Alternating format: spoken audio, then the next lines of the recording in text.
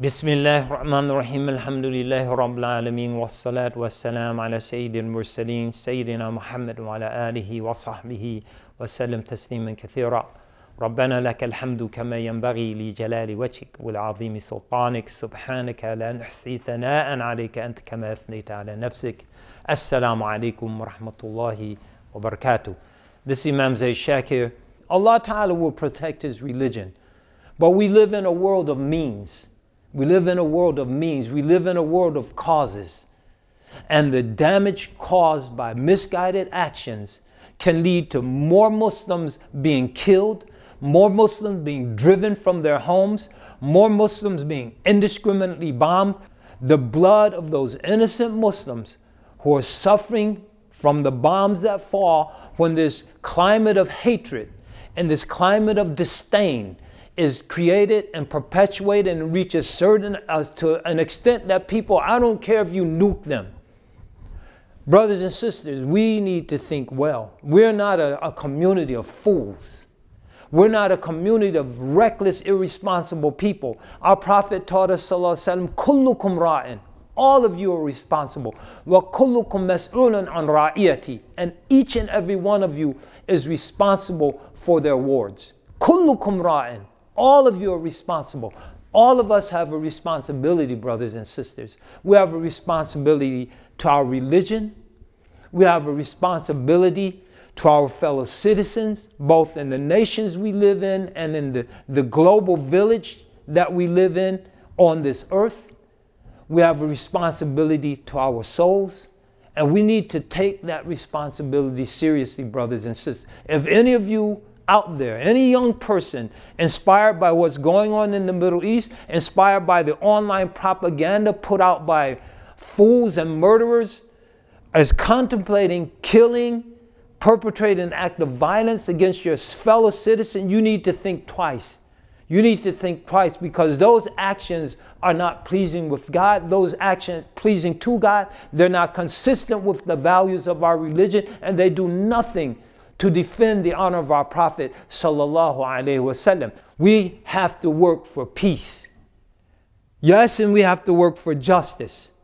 But if we're going to work for justice, we have to have a credible voice. And if we're engaging in the actions of lunatics and madmen and deranged individuals, far removed from the teachings of religion that give us the inner peace to be able to, with dignity, work for the resolution of our problems, to, with patience, to understand our weakness and try to build credible strength, with tranquility that's birthed by the strength of our connection with our Lord and our fidelity to our Prophet's mission, sallallahu alaihi wasallam, to be able to negotiate the challenges of the modern, or if you will, the postmodern world. If we're not willing to do that, we do the religion no favor with random acts of violence. There's enough people advocating war. There are enough people killing each other. If we can't be the advocates of peace, if we can't be the advocates of justice, but real justice, if we can't be the ones who roll up their sleeves and look for long-term, lasting, peaceful solutions to the problem of this world, then another path isn't going to solve the problem, because there's no substitute in this day and time for statesmanship. There's no substitute in this day and time for voices advocating peace.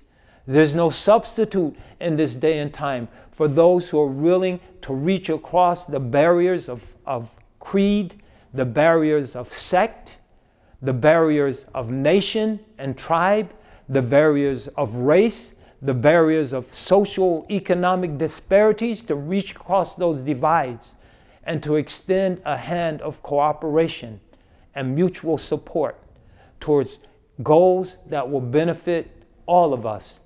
Then we need to seriously think about what this religion means to us and what we mean to this religion. I'll conclude by paraphrasing John Kennedy as he